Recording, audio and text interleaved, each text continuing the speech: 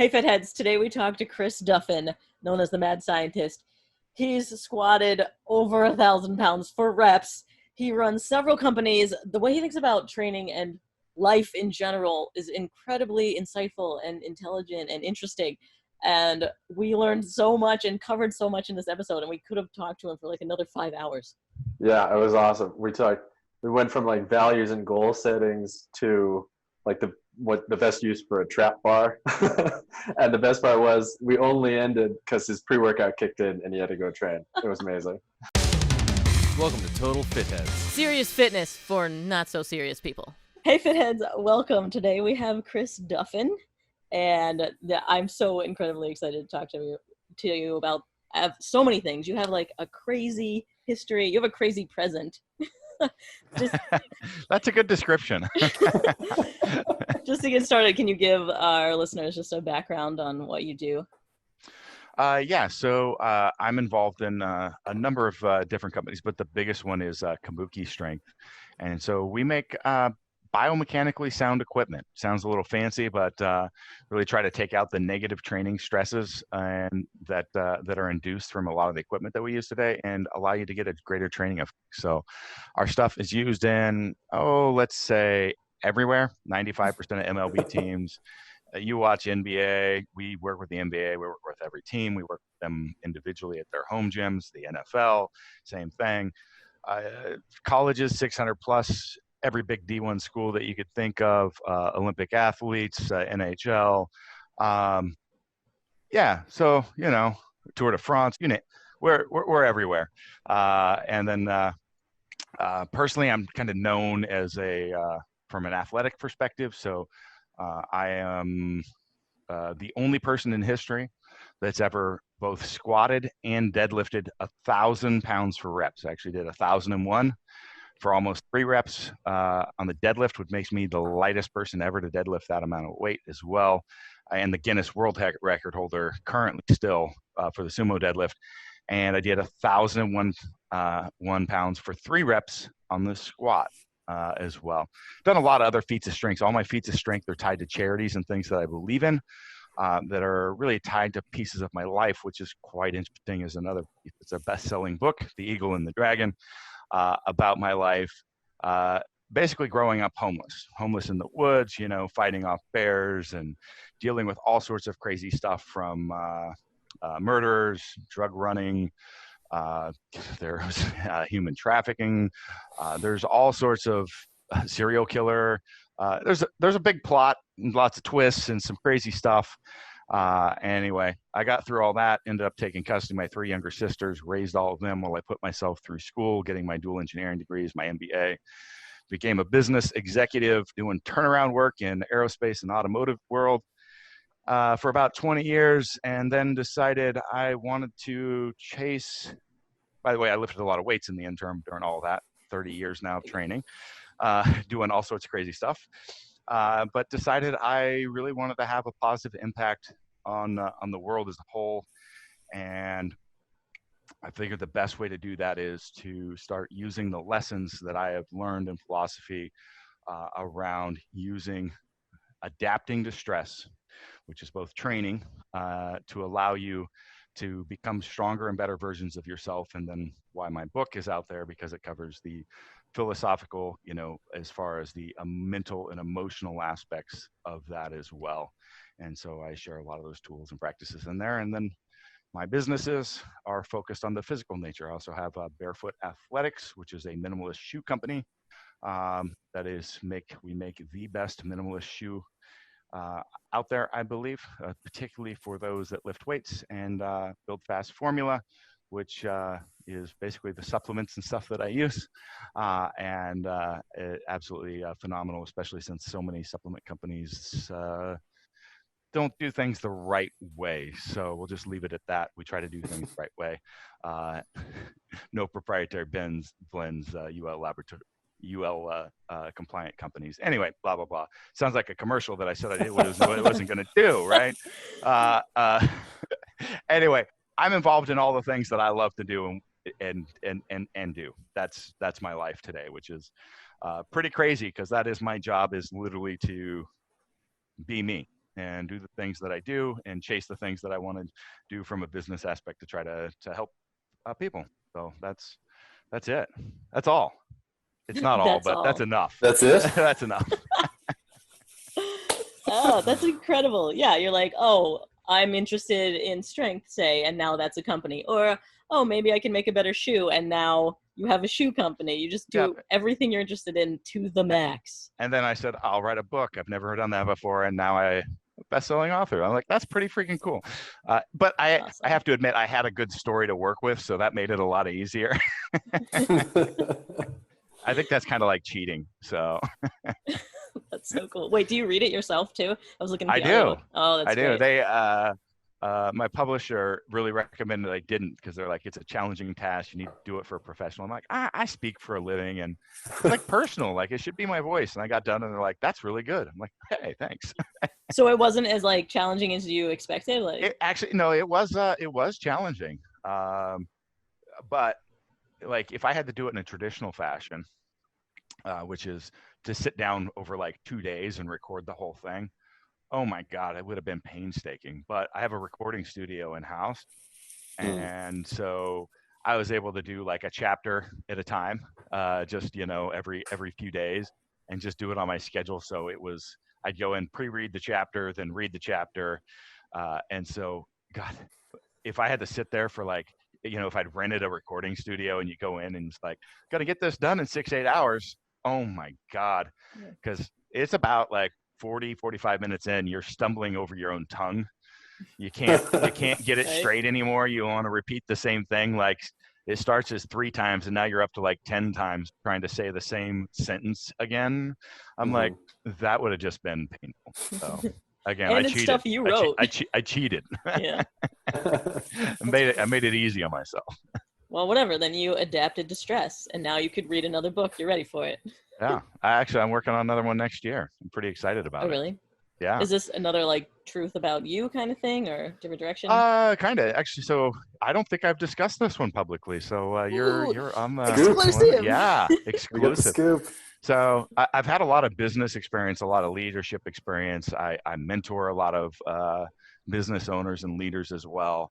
And now I've got basically 4 different companies in my portfolio myself that I've co-founded. I'm not sole owners in any regards to those, but it's kind of like a manual for anybody that's in a leadership position within those companies, is how I thought it. Like, what are the fundamental things for success?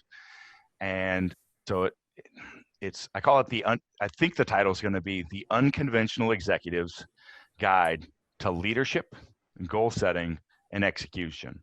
So that is fundamentally not going to change. Those are a trifecta. Like, people love to talk about goals. People love to talk about vision. People love to talk about execution at times.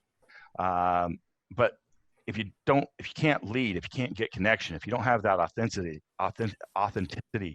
if you can't get buy-in, you're never going to go anywhere. So basic leadership fundamentals, how to treat people well, how to communicate, how to do this stuff is absolutely solid. And then goal setting, like, people, to my opinion, hit that one in the wrong direction. So I cover a lot of that actually in the Eagle and the Dragon. So I'm going to flush that more into a business perspective. But it's really understanding what your values are and aligning your goals to realize those versus like, here's the things that I want to just do. And then the last piece is execution. And this comes from my massive amount of experience on the operational side of businesses, because that's what I did. I was an operations expert. I would be pulled in to basically turn around and save a company or a division of a company or grow a company from a regional to national, global presence. And so there's a lot of strategies, because people could talk about that other stuff, vision and goals and things like that in other books, but never really like, it's usually somebody that's, a professional speaker, a professional motivator, a teacher, but they've never been in it and done it. And so this is the trifecta of those 3 things put together, and really putting together some very tactical operations-based stuff for how do you extrapolate vision into an actionable plan and get that connection with everybody in the company. And so that's it's a big piece, but I really see this as being an incredible piece to help people, especially since a lot of people like my end consumers are business owners in some aspect or another. They're trainers, they're gym owners, they own a studio, they're a professional coach, they're a clinician, they own their own clinic. They, like these are all people that could use this because I've gone to a fair bit of school. I'm pretty well educated. They don't teach this stuff anywhere. And so anyway, that's interesting though, because it's like there's a good amount of people who I think sort of stumble into being a business owner. Like they start doing one thing, like I want to be a trainer. That's a really good example. And then their client base grows, or they have more places to be, and they pull somebody on, and suddenly there's like, oh, I'm running a full business. and they've never had the experience or know what's involved in that. And some of them kind of struggle over some stuff, some basic tools that if they had that education or background would be really incredibly helpful, because at the end of the day, it's actually really simple stuff, but being able to learn it, it could take you decades to learn some of this stuff. Is that how you learn? Just mistakes and trial and error? Pretty much. So I had the advantage of that's what I was going to say. But I had the advantage, like you said, my life is a bit of chaos. I've kind of always seemed to seek it based on my upbringing. And so over the course of my career, I probably had, over 1,000 employees. I've had just been, taken on jobs at companies that people probably would really shy away from, like, hey, this was going to fail and 150 people are going to lose their jobs, and so are you as well. Do you want in? I'm like, I don't know, but I'll give it a shot. There's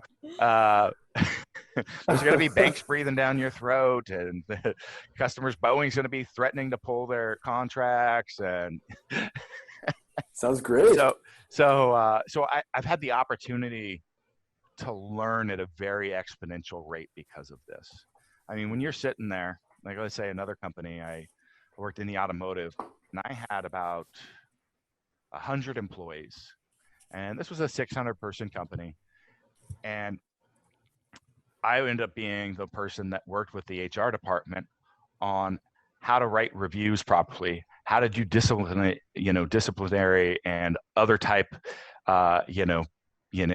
type meetings with employees, and training the rest of the company, including the executive staff, people that only had 2 or 3 people, but they couldn't find the time or be able to write an effective review for people. But I was the guy that did it, that had to do this for like 3 months straight every year to keep caught up, because that's all I had. I had so many employees, and it's just having time. I had a lot of time with a lot of different, again, the more people you work with, the more weird, crazy situations that you end up encountering. So I've just kind of chased that stuff that's allowed me to learn at that exponential rate. As a YouTuber and podcaster, like, this is exactly what I need too. There's so many people out there that, if I can really like sop up what you learned so quickly over all those years, that is amazing. Yeah, well, that's the cool thing too, because I have been successful in the corporate world, but also as an entrepreneur, as a sport, as an athlete, and coaching other athletes in sports performance. So I've used these same stuff to, I've built a globally recognized brand that's basically everywhere in the matter of 5 years, along with 3 other companies. I have, achieved things in an athletic department and work with athletes that are the best in the world for performances. So it's really unique, because it's addressing things that work across those disciplines, from basically your corporate world to entrepreneur to athletic. And I think that's I mentioned it's a trifecta of 3 things to put it together, but it's also a trifecta of like, here's 3 different ways that it's been proven to be effective using this, these strategies. And you're also like a public facing personality, which is like the main thing that I do. And that's just like a side thing you don't even mention, that, yeah, you're like engaging and doing interesting things online, not just like this. That's hard to keep on top of, actually. Yeah. People like, it's really hard to keep on top of that, because it's like, oh my God, I got to put something up today. And it's like, I've been running like crazy trying to, manage whatever it is I'm working on. Today's one of those days, honestly. As you know, I was a little flustered rolling into this podcast because I was literally dealing with some very significant issues 30 seconds beforehand. So We all feel that for sure.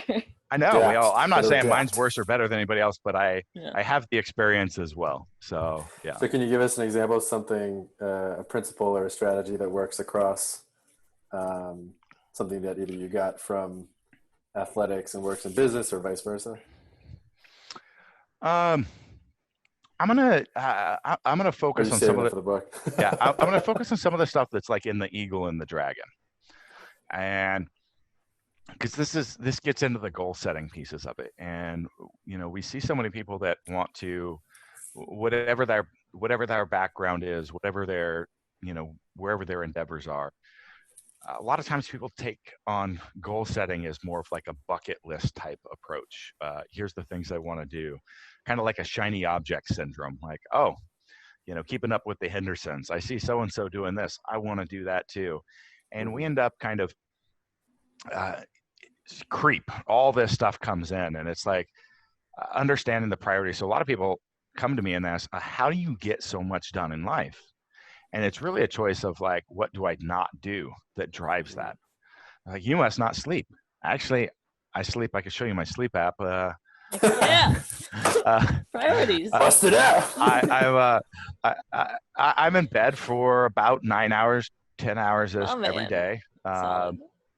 And I make sure that I have time for my family. I make sure I do these things. But it's, how do you get so much done is focusing on those things that are really going to propel you forward. And the way that you do that is you have to spend time in the introspection process, peeling back the layers of why you want to do the things that you want to do. So you've got this thing that pops in your head. I want to do this. This is a life goal. I want to be on the NFL. I want to be an NFL player. I want to be an NFL player. Well, not everybody's cut out to be that. So not everybody's going to be there, but you've got to ask yourself why. So just using the very simple 5 whys process, right, is just peeling back and trying to understand the root behind, so you can really understand that value that you have that makes that of interest for you. Is it the fame? Is it the challenge? Is it the recognition? Is it the accomplishment? What are, I just listed some, there's more, but those are all things that could drive somebody to say, hey, I want to be an NFL player, right? And once you understand that, now you can actually start really refining your life, because, hey, that might not be the only option as well, okay? And you could get there and not actually accomplish those things that you wanted as well. Let's say, one of the things that you really valued was, that the perception that people had of you. And that's why you wanted to be on the NFL. But you got there because you were the bad boy at the sport, okay? And everybody's thinking, you're the kick dog, you're the person that gets made fun of in the media, but you got your goal, you're on the NFL, and you're depressed and you're sad and you can't figure out why, because your life goal isn't working out the way that you want it. So this is not like a Sunday afternoon project. This is really a continual project that must take a lot of effort to finding it down. And you should, as a whole, as you work this, start tapering this back until you get like 5 to 7 like core values. A lot of people love that, core values, but you really should. And once you've got that list, so like for me, continual learning is it, okay? A sense of accomplishment is it. Chasing challenges, recognition. I won't lie. Like I don't do it just for me. Like I like to be recognized for the things that I do. Like I just Guinness gave you 4. Specifically. I just named 4, big ones of my values, right? And you can see that in what I do. But it also allows you, hey, I'm not cut out. I don't have the physical ineptitude, or hey, in high school, I broke my leg and it never healed. Okay. Well, there's other ways that you could end up realizing that same thing if you know what the underlying value is. So you're not like swept out when, because guess what? Some stuff in life, it can be taken from us at any time. Like if I identified myself as a power lifter and a strength athlete only, and that same thing happened, I would be devastated. Where do I go? I have to find myself. And what, hey, I'm using sports players as analogies. Okay. Um, what do you see happen to a lot of, professional players, not all, but a number of them, when they're no longer in the game? Do we see mental health issues? It's Yeah. Do we lost. see depression? Yeah. So that's because they've never figured this stuff out, and now they've got to find themselves. Who are they? Where I know, like I just walked away from, even I walked away from powerlifting 5 years ago, and I just walked away from my exhibition lift after completing the squat. And people are like, you'll never be able to do it. You'll be on to the next thing. Well, I've dropped 50 pounds, and I'm just focused on health and fitness because I'm seeking a challenge in other areas. I have so many other things that I want to chase that fulfill those values. So there's a lot of ways that you can realize those values. And so now once you have them, now you can start setting goals that will allow you to realize.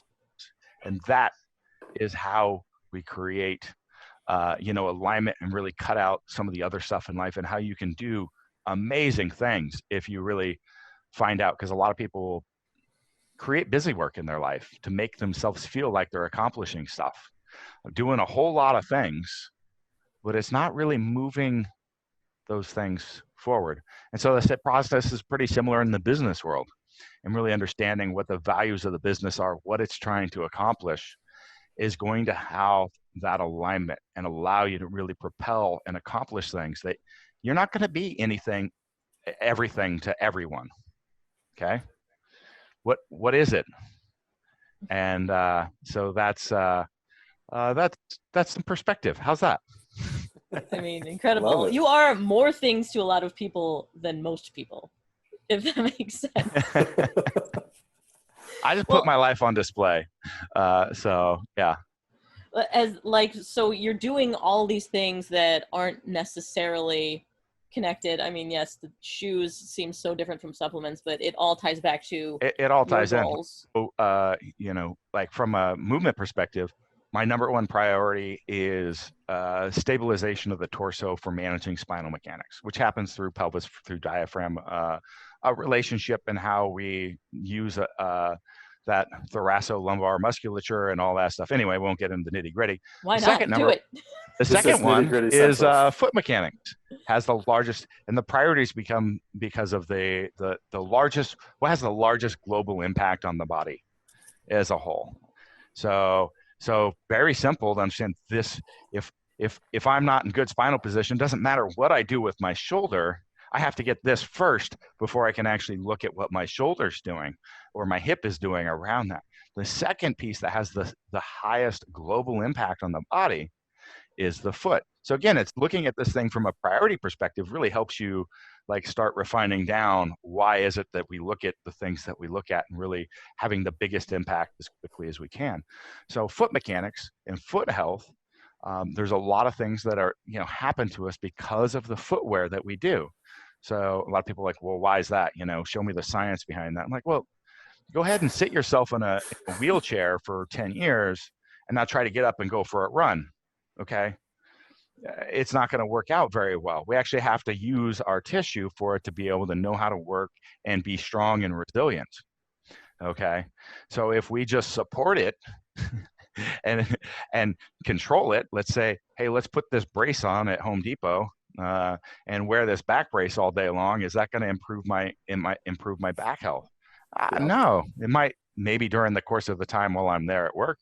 But overall as a whole, I'm not doing myself a benefit.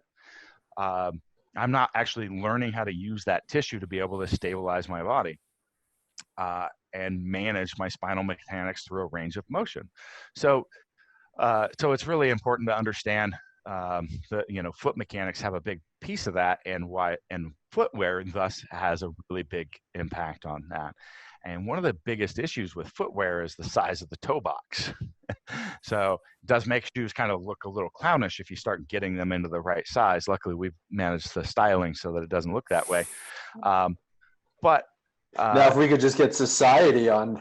Exactly. Clown shoes are where it's at. Stop clown shaming. So I can check out the barefoot shoes. Like they look pretty damn good. I just went to my sister. I went to a family wedding this weekend, and I had my button-up shirt on. My I call them my fancy pants because normal clothes don't fit me, so everything's custom tailored. So it's like my really expensive pants because they're made for me. Had my fancy pants on, and I wore my barefoot shoes, and I felt completely in place. It's not as nice as a dress shoe, but man, my foot doesn't freaking hurt. Excuse me, doesn't hurt afterwards, and I haven't moved backwards by actually compressing. A lot of people are like, oh, it's just a matter you're not finding the right shoes that fit you.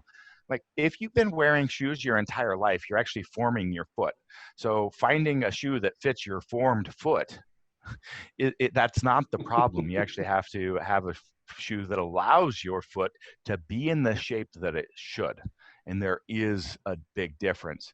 And particularly now for strength athletes have a big opportunity because when you're under load, the front of that foot can really splay even more. And so let's take advantage of that and use that appropriately.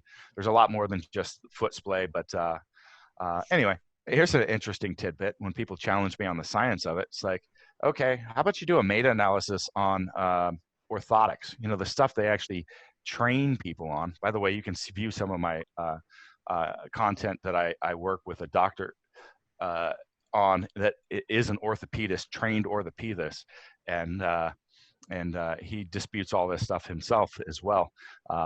But the interesting thing is that it tells you that, like, they teach these doctors in school that you have to wear orthotics to fix these arches, to do this sort of stuff. And the simple fact is, meta-analysis of research shows zero long-term benefit from using orthotics. Wow. Nothing outside of the first few weeks for relieving pain, which is going to happen. If my back hurts and I wear a brace, I'm going to have pain relief for a few weeks. But what have I done long-term? Right, weaken your back. Right, you've weakened it. And now I don't know how to use it. And now when it's challenged, what happens? I break it. Exactly. I'm thinking like an empty Coke can. So if you don't use your foot all the time, just use it, that structures become weak and unbalanced. And if we put a support in there so that it doesn't even have to work to maintain its arch, what are we doing long term? So you'll find over time, people that switch to minimalist footwear or barefoot will end up having a significant reduction in knee pain, hip pain, and back pain, because it has a huge global impact. When we change the foot, everything upstream has to change to reposition. I've got some really interesting videos with Dr. Ray, the orthopedist, actually showing physically, like in action, what happens when we actually raise that front toe and pull it inward like a shoe does, and how immediately we lose stabilization and falling inward, which requires, how do you fix that? You have to add an arch. So yeah, you need an arch. So like, people don't understand, like, shoe design is actually fix on top of fix on top of fix to try to correct some of the base issues that are wrong with them. So one, it does, with that raised heel and that raised and pulled toe, it does allow you to have a longer, feel safer and have this longer stroke with your foot, like as you're walking or perhaps running. Heel strike. Yep. But what it also does is throws you into an open scissor with every one of those, which loses the diaphragm to pelvic position. So anyway, everything's connected. So there's not really a great solid answer, but it's throwing you out in just a walking or walking or running position that's going to have an impact on your long-term back health, or onto your hips, onto your knees, and so on. So anyway. It's not just for lifting. Like I saw your shoes and I was just thinking, but it's 24/7. Like, I should be letting my feet exist as they want to. Now here's the caveat. So this is a really, really, really important. It's a big miss for everyone, because people hear this and they go, great, I'm getting rid of my shoes.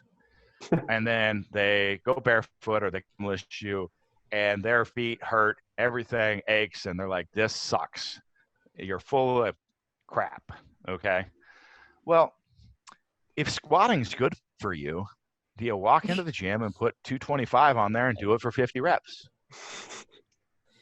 You do not. You do You not. just carry it around all day long. Right. Because what it's what is it? Stress, and you must adapt to it, right? To strengthen the sleep 10 hours. tissue, right? So maybe you acclimate to it over time, right? Well, the foot, if you start using the foot, it's the exact same process. You haven't used it. You've been sitting in a wheelchair. Okay. So shoes are go just barefoot feet wheelchairs. or wear a minimalist shoe 10% of the time for the first month or two. Yeah. Then advance it. That makes sense. And then it's the same process. So, and this is where well, I'll just throw the name out there. Vibram went way wrong way back in the day. They pushed this minimalist running without the education, and it took off, and they loved it. They were raking in the money, and the next thing you know, what happened? People started hurting themselves, started getting, popping tendons on the calves, foot problems, all sorts of stuff coming. Well, why? Well, I'll tell you, one, runners are they're all in all the time on whatever it is, right? Yeah. So guess what they did? Oh, I'm going barefoot. I'm going Vibram. I'm going to go take that off and run 20 miles a day, every day, 6 days a week. Oh, that's not working. Well, I better run more.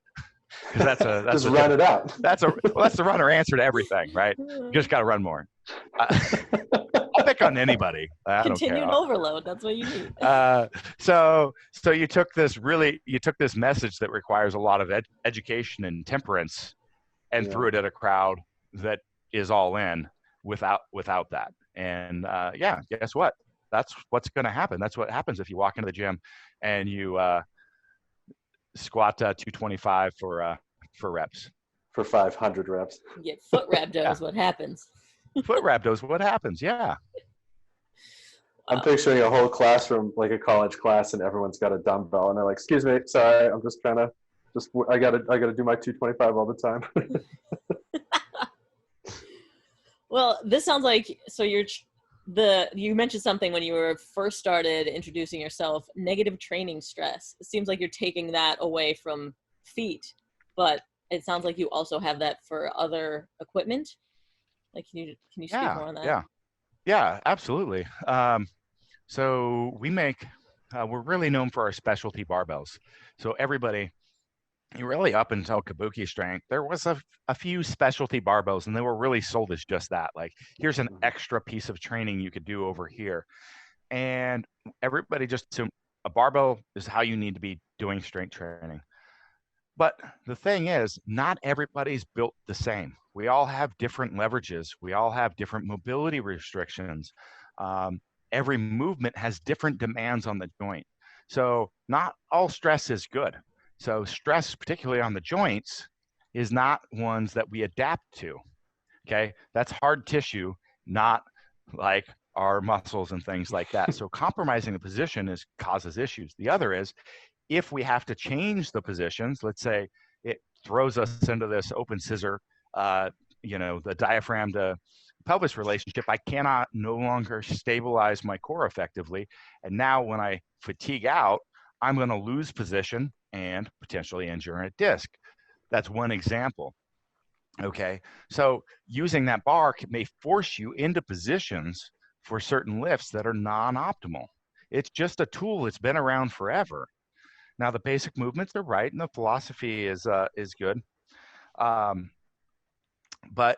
I really started pushing this, like, we need to specialize. We need to get things that are removing these negative stressors. So and then also that we can get a better training response. I can improve range of motion. I can improve the connection of the muscles working together when everything's the same way. So so we have specialty bars. So the first one, well, I don't know if there's a first one. So a lot of times if you go into a gym or you're working with somebody and like they can't maintain good position on a squat with managing their spinal mechanics, can't brace effectively, extending the chest, so on, or they can't hit depth, which is a common one. Like we'll put a kettlebell in their arms in front of their face or their chest and have them do a goblet squat, and all of a sudden things clean up. They can hit great depth without losing position of the pelvis, getting the butt wink or whatever you want to call it. But overall, movement mechanics clean up. I could spend hours discussing all the things that there happens. Okay, why happen?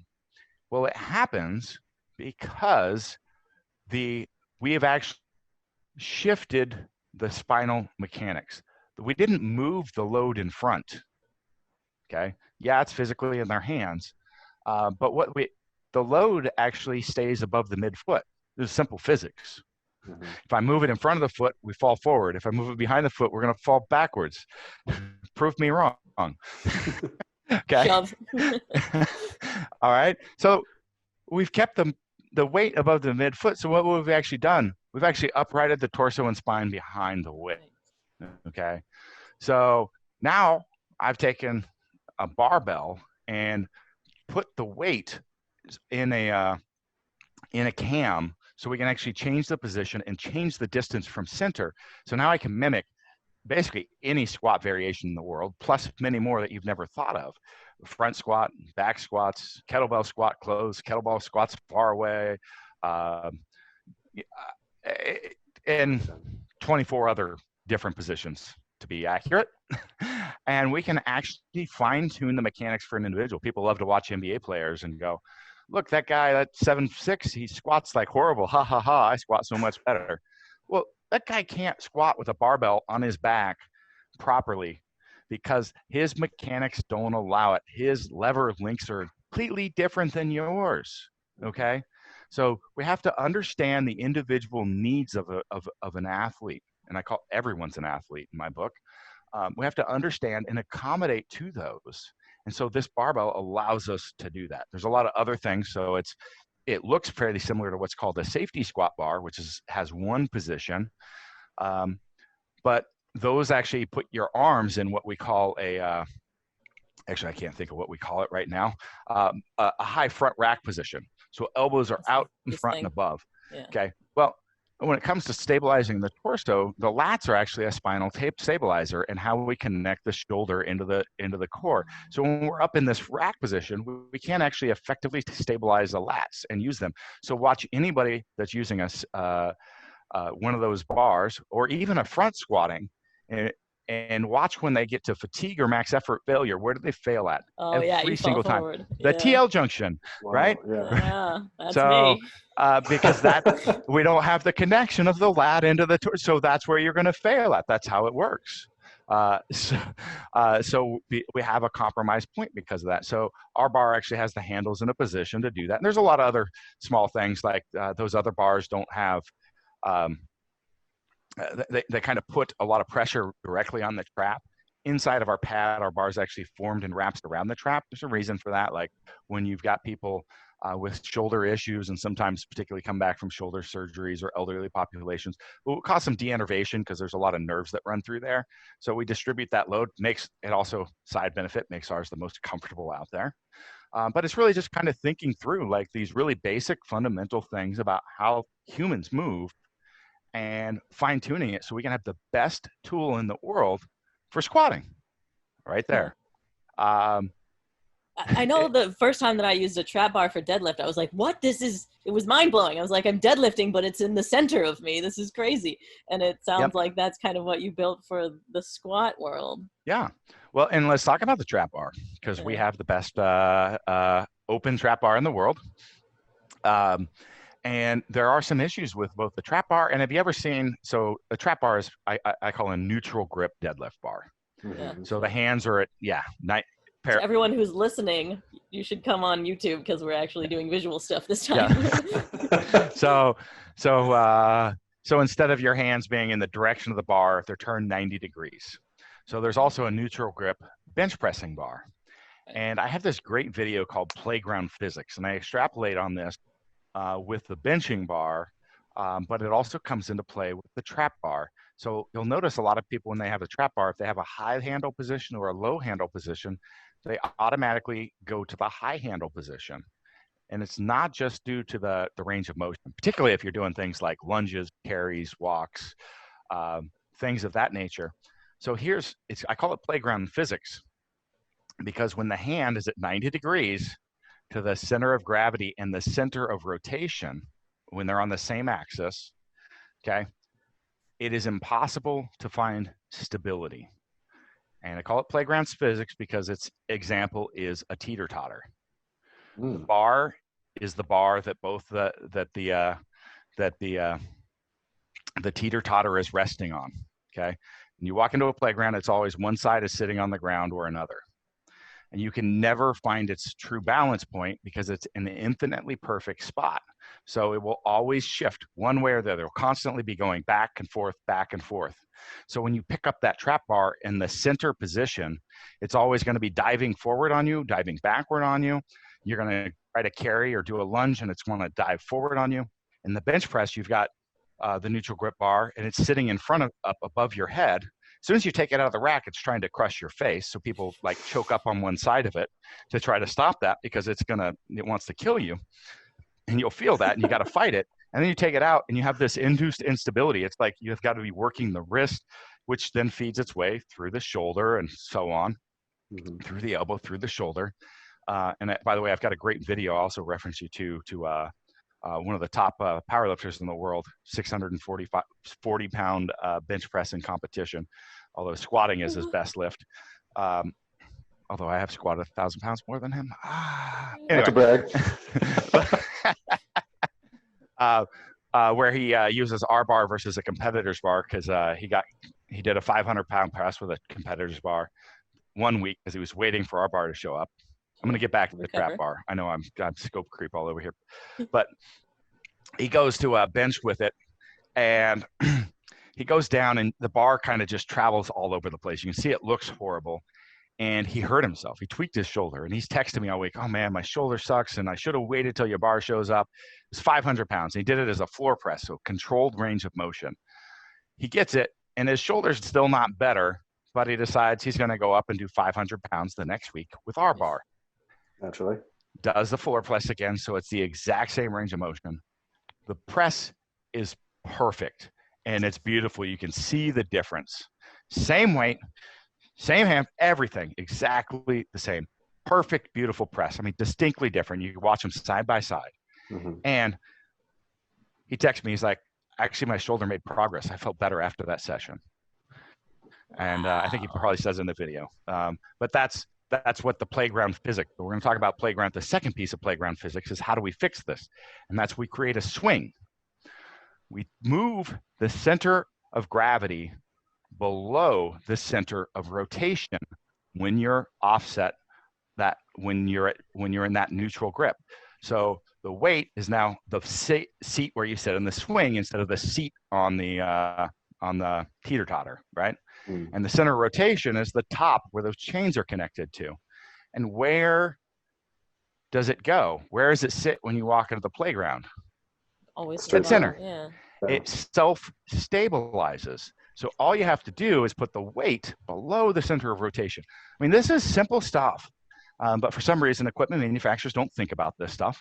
But that's why people automatically go to the high handle position on a neutral grip trap bar, because the weight's down below and you pick it up and it self-stabilizes. It might want to swing a little bit to start with, but it's always going to find center. So when you go to walk, when you go to lunge, when you go to do something, when you go to set the weight down on the floor and pick it up again, it's not moving all over the place, and it'll have an effect through the rest of the stream.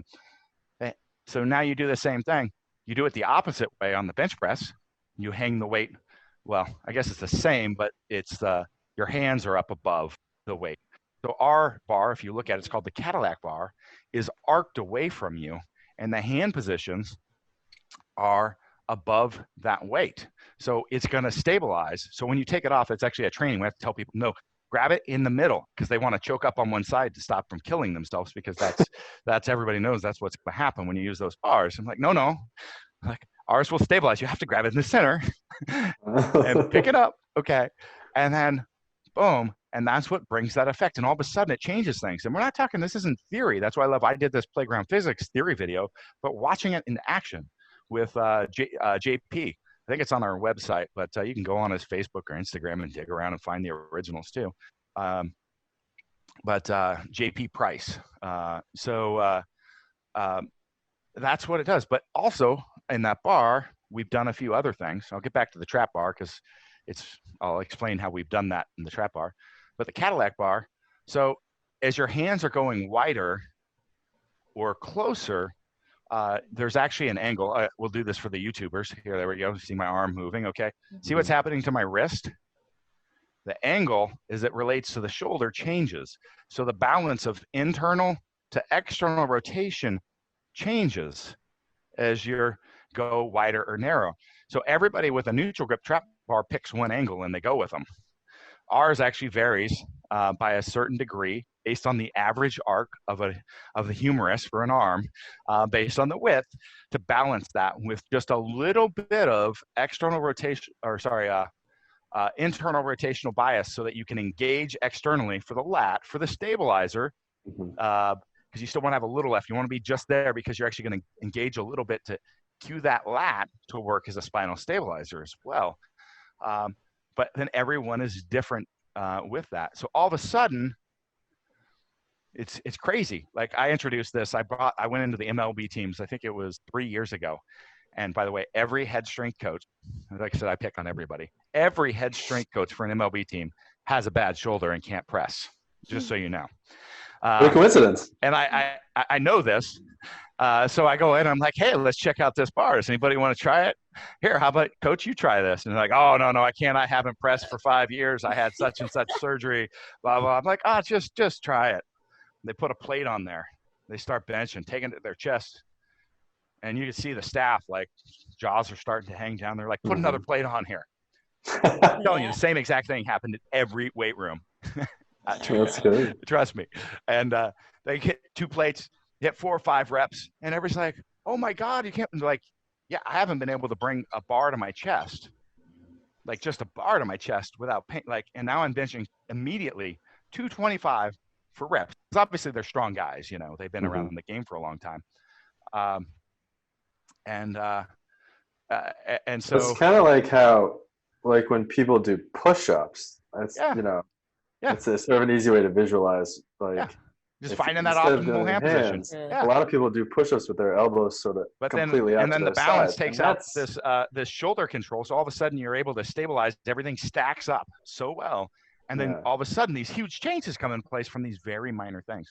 So on our open trap bar, I call it open. So I really believe a trap bar has huge benefits for things beyond just deadlifting, right? And I've mentioned a bunch of them over and over, which is lunges, rear leg elevated split, squats, and carries. Okay, a lot of athletic single leg movements, right? And to do that, you don't want the bar wrapped all the way around you. So ours is open on one side, and it's got a jack built into it. So with one hand, you just grab the bar and flip it, and the weights pick up off the floor. So you can change the weights without doing anything. So missing a little bit of gains though. It's too easy. But here's the thing: the position you have to get in to pull the weights on and off that bar is a poor position. It's a compromised position.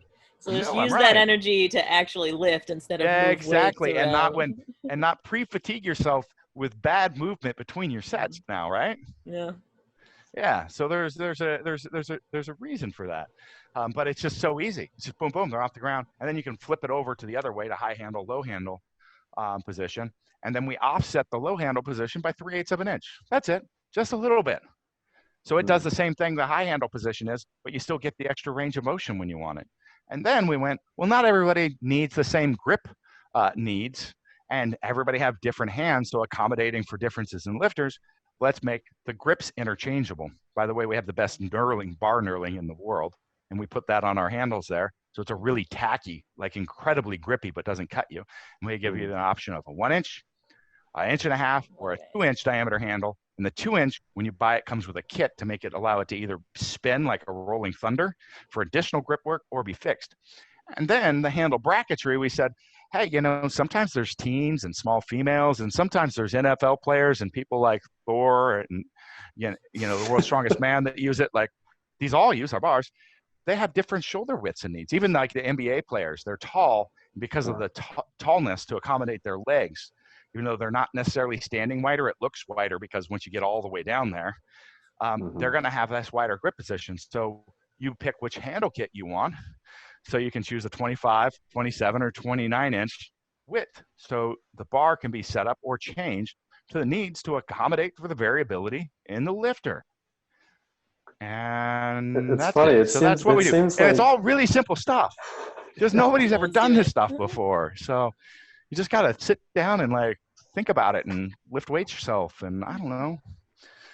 Well, but it seems like there's so many things that, you go into the gym and you're like, oh, why is it like this? It's like, it's not very comfortable for me as an individual. And then everyone else is like, too bad. That's how everybody does it. Sorry. And then, like, I remember what you're saying about the when you have a barbell across your back. And I remember thinking like, man, this really hurts my traps. This is very uncomfortable. And I remember specifically my coach just being and everybody, like, you're just fine. It'll get tougher. Your traps will get tougher. And I'm like, yeah. No, exactly. Well, that's the things where we just all have gotten, like, if you use a neutral grip, they call them football bars, or the benching ones, the football bars, and some other name I can't remember right now. Everybody just assumes like that's what you have to do. You just have to choke up, or it's gonna come and crush your forehead open. So, my daughter and wife are here. Whoa! Hey. Special appearances. They use your bar too. Everyone does. Everyone does. My middle daughter is so into. I don't push my kids into weightlifting. They just do what they want. But for some reason, she just loves it. So she's just gotten into it. Well, it's a family found business. herself a coach in the gym. There's this girl she really likes, and she goes out there and she works with her. She's a client of ours, so she knows all of our stuff. And then my daughter's like, "Look at this video," and I'm like, "Oh my god, what are you? Wow, you're doing everything you're supposed to. That's wonderful." That's awesome. It's gonna crush him when she grows up.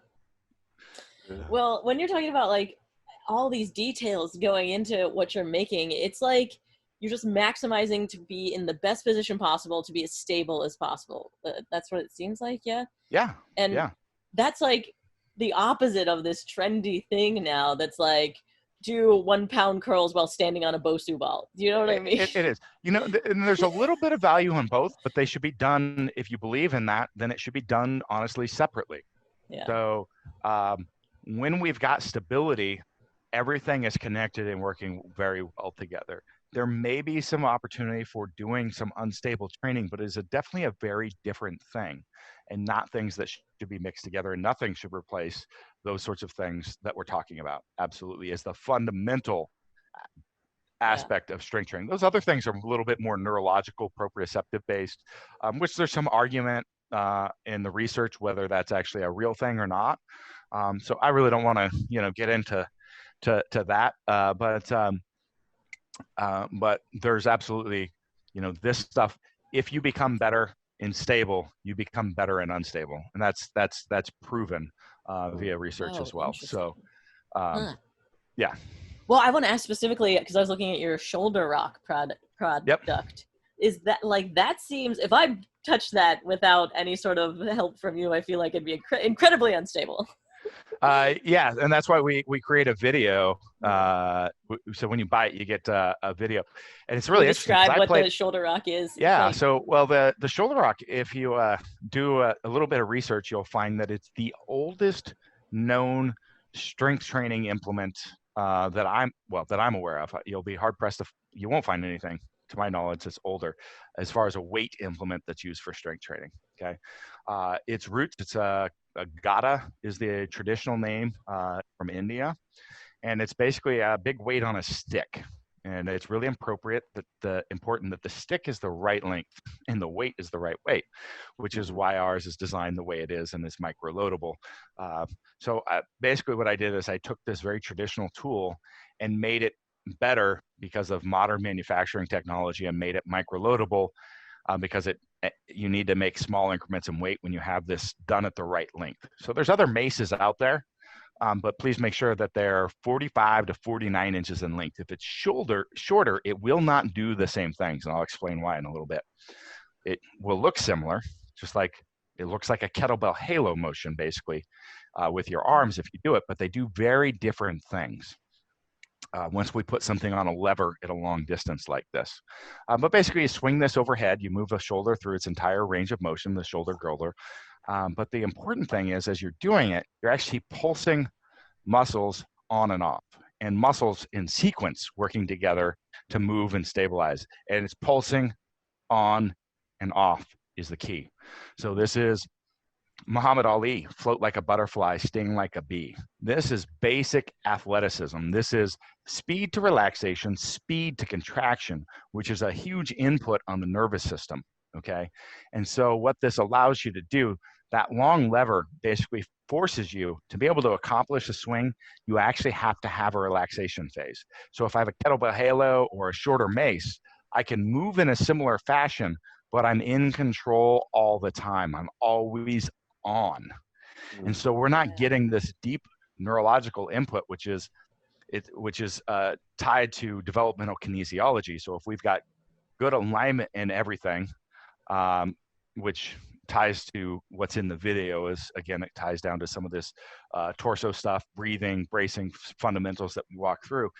You'll basically it's like developmental kinesiology is about getting people into these basic human fundamental positions that we grow through. And as you're having issues with the muscles contracting and stabilizing around joints and working properly, it basically hits the reset button and gets us back to those original inputs that we learned it from in the beginning.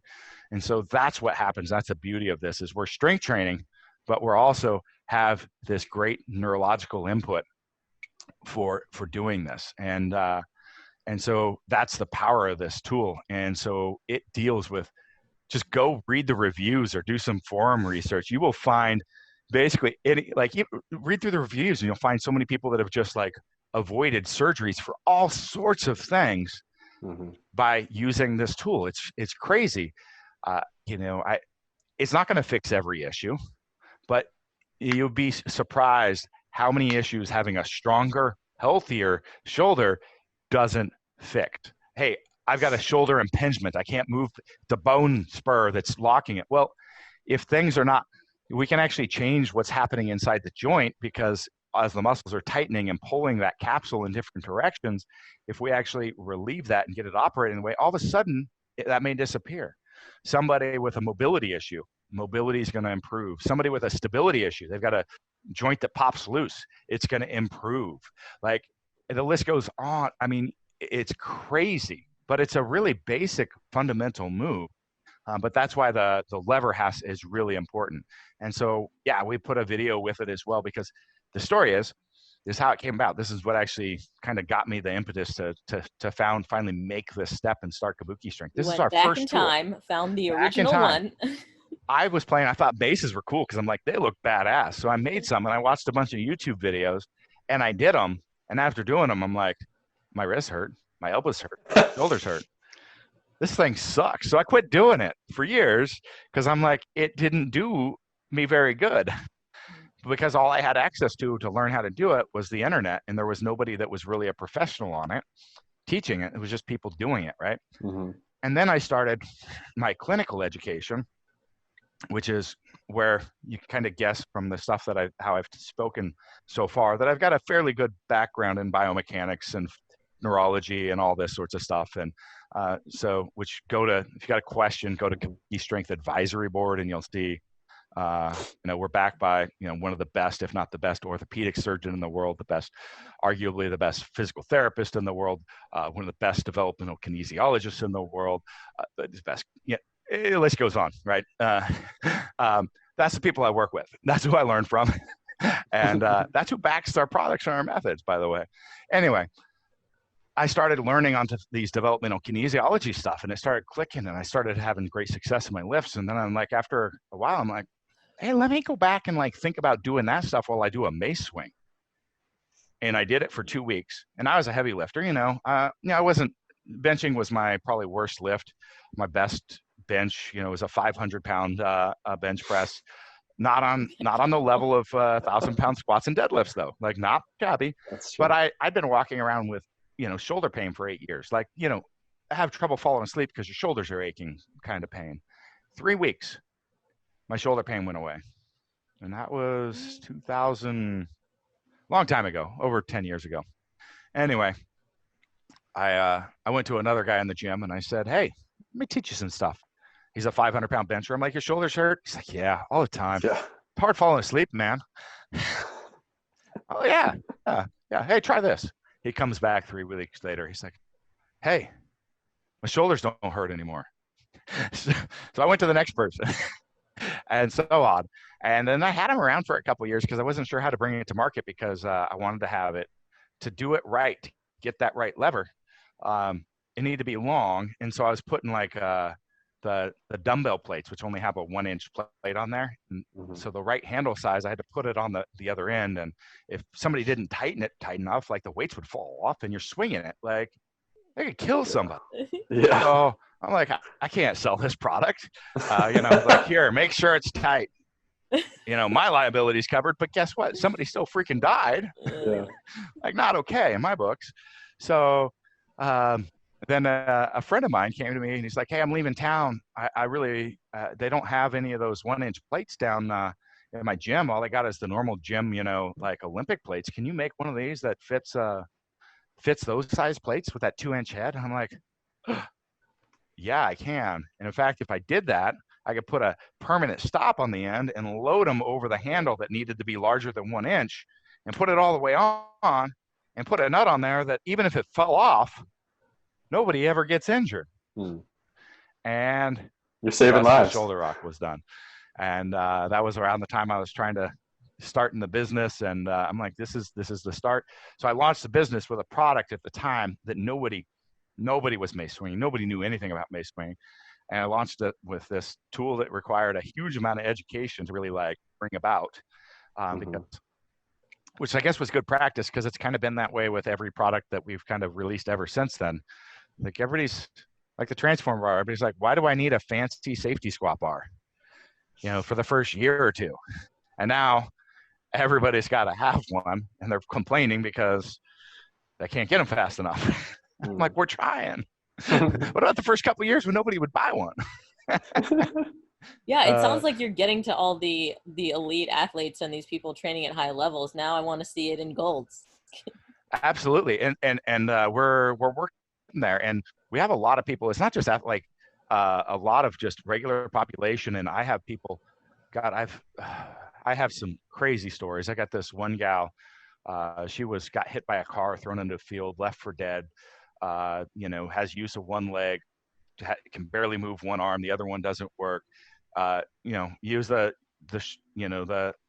transformer bar with no weight in a rehab process. We have lots of stories like that. So it was specifically made light because a lot of safety squat bars out there are 65, 70, 80, 85 pounds. And I'm like, ours needs to be as light as possible and provide the function that we can because this is, so you can actually remove the ends on it and it'll drop down to 35 pounds if you want. So it is really important to me because our company is about having people live better through strength. And that has nothing to do with, we love the fact that top level athletes love our stuff because it proves our stuff's effective. But this is for everybody. I don't care if you're a 70-year-old grandmother. Like, I want you to be able to pick up your grandchild off the floor. I want you to be able to get in your car. I want you to be able to carry some groceries in. That's the real stuff. When you get those, calls and emails from like the individual that I had. She was on one of our podcasts. If anybody wants to go check it out, I don't remember which one it was, but we had her and her husband on. Crazy story. But man, that's some cool stuff. That's when you're doing good in the world. Yeah, that's incredible. The values, for sure. Yep. So there's value. Yeah. Well, way to tie that back, my man. And it sounded like you said you were changing your training a bit. Like, are you focusing more on longevity for yourself? Yeah, that's what I'm doing. It's, I'm 43 years old, and I spent the last 4 years chasing those grand goals, which was a big fundraiser for childhood cancer research, and I did it. I'm the only person that's ever done it, and somebody else will do it someday.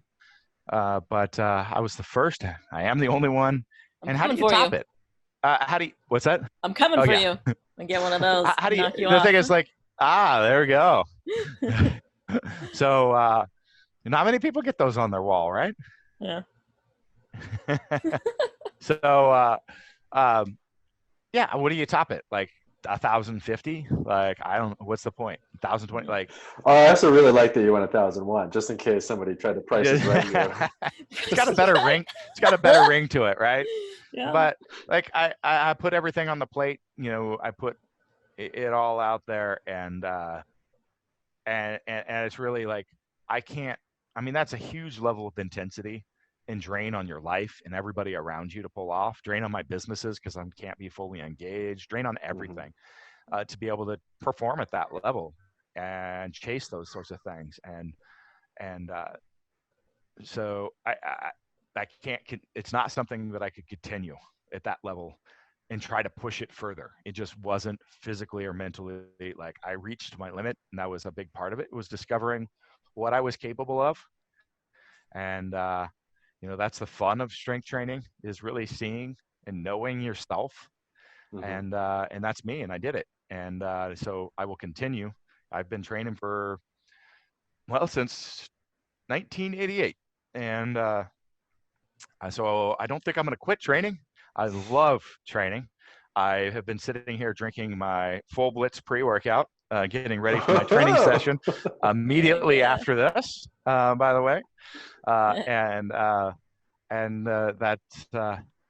It's always going to be there, but the focus is different. And the priorities all still align 100% with those values that we talked about. But how I'm realizing those are in a different way now. Cool. All right, well, we want to get you to your training session, but we do ask all of our guests the same thing, only one question.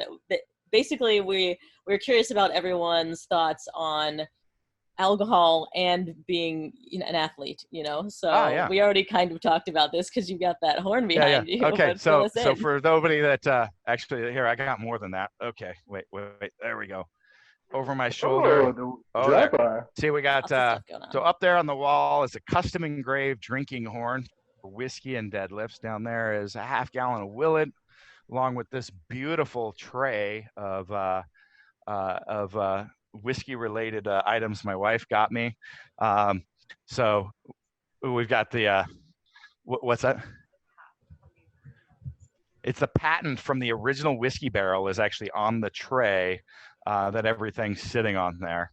But cool. I wrote a piece 5 years ago. Anybody wants to search it, Whiskey and Deadlifts, on Google, and you'll be able to read it.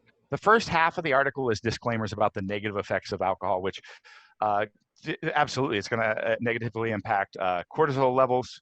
It's going to negatively impact other hormones besides that as well, that are going to have a negative impact on your training and recovery. That said, alcohol in a very short period, well, actually, there's 2 periods. It can be beneficial post-workout as well, but we're going to talk about pre-workout alcohol because nobody talks about that. So it's there's some interesting things.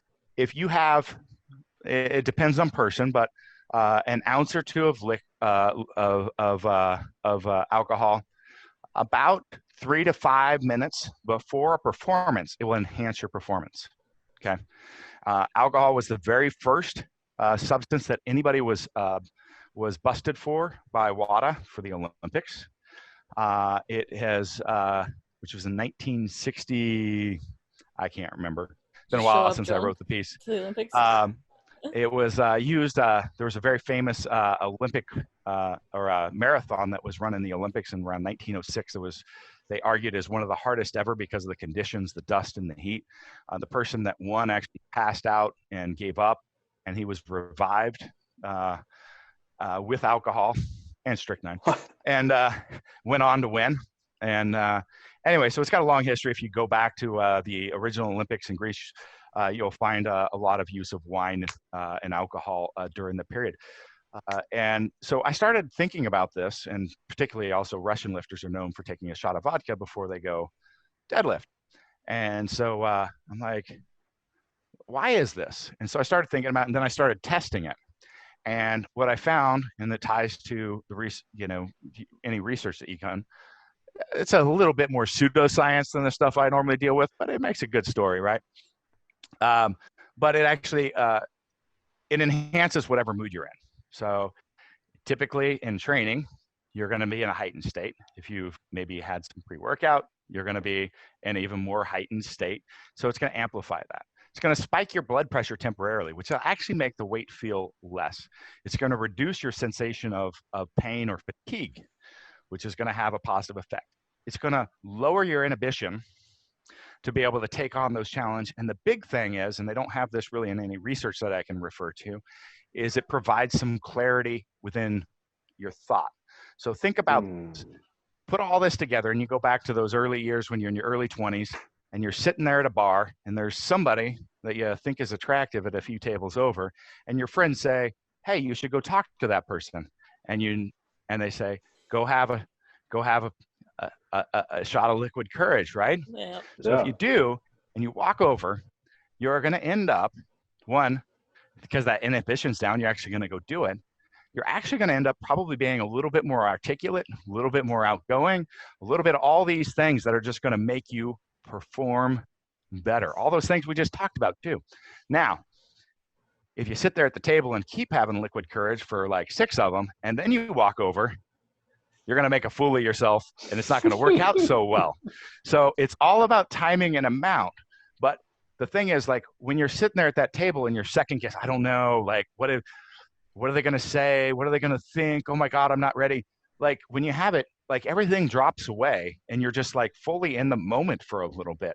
Mm-hmm. All that second guessing, the second talking, all that sort of stuff shuts off. And so that's where I end up writing this piece about whiskey and deadlifts. I chose whiskey because what's more American than some Tennessee bourbon? And 2, deadlifts, if something goes wrong, you just drop the bar. So I didn't want to promote like whiskey and squats. But trust me, whiskey and squats works pretty damn well too. Yeah. I do feel like when I'm pushing myself, it's just my higher level thinking that's the first thing holding me back. And if I could just shut off my frontal cortex. Just shut it off for a little bit. So it's a very small amount at the right time. And you got to play around with it to get right. And I am not encouraging drinking and whatever, but, heavy drinking and that sort of stuff. But, I would also encourage you to look at the science behind drinking and blood glucose, because that might have an effect on this too. It'd be something to look into. I saw one of your recent posts. I hadn't dove into it yet. So. But yeah, Max and I were testing out some, like, seeing what drinking does to our blood sugar, basically, and it's surprisingly not what you would think. You don't, like, what did you say, Max? You had a bunch of whiskey and, like, it didn't spike you at all. Nothing at all. Nothing happened. Well, that's the interesting thing. So I forgot to mention that. It's been so long since I've looked at this. So alcohol is a preferential energy source. So it actually moves ahead of alcohol, or ahead of carbs. It moves ahead of fats. It moves ahead of ketones. It moves ahead of all these energy sources, and it's really dense. So it's not quite as dense as fats, which are 9 calories per gram. It's but like 7-ish. It's 7. It's 7. So all of a sudden, so that's where I said, even in the post-workout period, it can be kind of interestingly beneficial. You notice that desire, like how many races have a beer and drinks at the end? Because people really desire it. Mm-hmm. And there's a reason for that. Like, so it's going to get right in there immediate. So you want to talk about recovery fuel.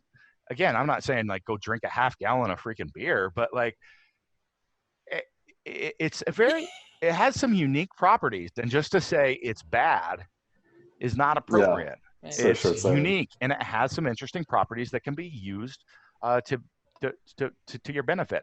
But obviously, if you're drinking all the time on a regular basis, then those negative impacts on recovery and hormones are going to start coming into play. Yeah. That's definitely the most scientific answer we've gotten to that question thus far. All right. Well, that's why they call me the mad scientist. Love it. Okay, so Beautiful. yes, Fitheads, go find the Mad Scientist. There's a Kabuki Strength podcast, so I know you're already on a podcast listening. Go find that. What are you on Instagram, the Mad Scientist? Right? Mad_scientist_Duffin.